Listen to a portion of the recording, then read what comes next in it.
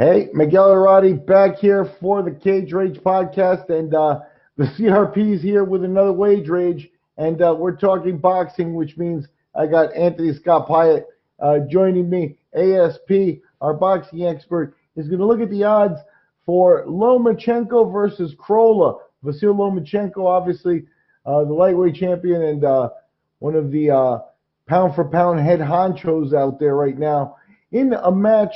Title defense against mandatory defense. Anthony Crolla. The fight is going down at the Staples Center out in California, and it's going to be on ESPN, if I'm not mistaken. How am I doing, Anthony? I think you're on track with that. It is indeed ESPN in Los Angeles, California. Absolutely. Should be a good fight at the Staples Center. And, what we're looking at there is they've got odds for two of the fights. And Lomachenko, obviously, a minus 7,000 favorite. Crolla plus 3,000. It's almost disrespectful, these lines, especially when you compare them to MMA and stuff where, you just don't get lines this wide. Basically, you got to bet $7,000 to win $100 on Lomachenko. Crolla, 34-6, a solid fighter. Has a couple of world title shots in the recent past against Jorge Linares. He did real well in one of the fights, earned a rematch. I mean, at the end of the day, he's 0-2 against Linares. Has fought and worked his way back into, being a mandatory for Lomachenko. But, Lomachenko may be looking past him here. The over-under, 9.5 on the 12-round fight, with the over at plus 225 and the under at minus 265. So what are your thoughts when you see these numbers? Well, I actually have a bet for this fight. It's going to be not one of our normal dog watches or dog picks, let me tell you that right off the bat. But I do have a bet for this fight. Lomachenko, look, straight out, he's my pound-for-pound number one. He's what, I really love about the sport. He's a right-handed fighter fighting with his right hand forward. I absolutely love his footwork, his smarts, his power, his speed. If you can fight like him, you ought to fight like him. He's sort of that JKD Jeet Kune Do, Bruce Lee of boxing to me, in that way he uses his style, his speed, his intelligence, and his footwork. So he's my guy. Let's just throw that out there. So I love the guy.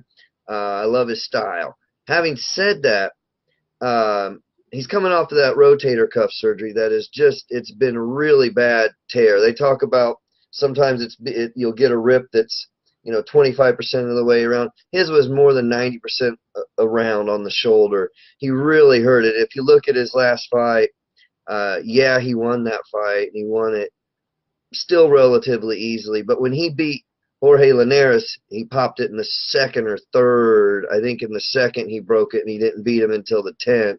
And you mentioned Jorge Linares, Anthony Crolla. Did lose to him twice in a row. But he also lost, he has 6 losses. Crolla does. One of them was in one of these silly 3-round tournament deals, Now, how can you tell who's winning a fight after 3 rounds? I don't think that was I don't think they're smart to enter, for one. So maybe Crolla's record's not quite as bad as it seems at the 34-6. I mean, Linares is a great boxer. He's only been knocked out once in all of that. So if you take that he's probably fairly game, I don't know about the plus 3,000. With him only being knocked out once, and with Lomachenko, his last fight, when Pedraza ended up going the distance, you could tell he really was still hurting that shoulder. And that's not been that long ago. It really hasn't been that long. I don't know that Lomachenko is either A, completely healed, or B, wanting to put it to the test. He knows he can win without that right hook.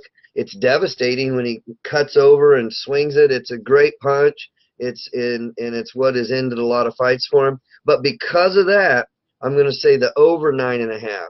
Lomachenko still solid, probably a KO in round 11, possibly by decision. But I'm going to go with the over on this one. I think Crolla can hang in there. Only been knocked out one time in 43 fights. Let's give him a little bit of respect. He's only been knocked out once in 43 fights. Lomachenko for the win, but over 9.5 at a plus 225. That's your bet on this one.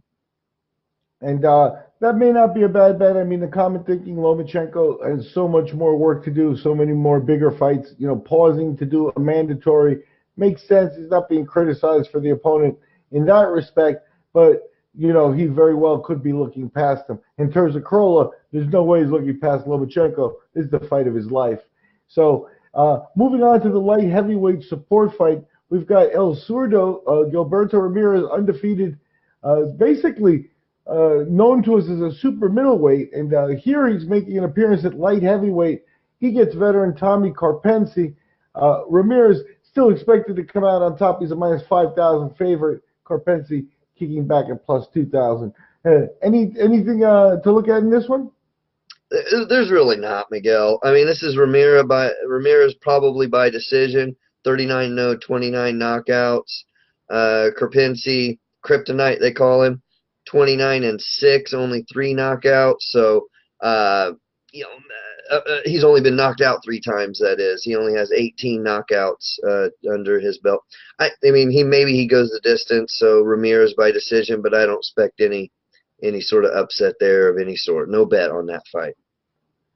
And we are looking at the odds for this Friday. ESPN out at the Staples Center. Along with Top Rank Boxing, obviously they are featuring Vayl Lomachenko, the lightweight champion, latest title defense as he faces Britain's Anthony Crolla.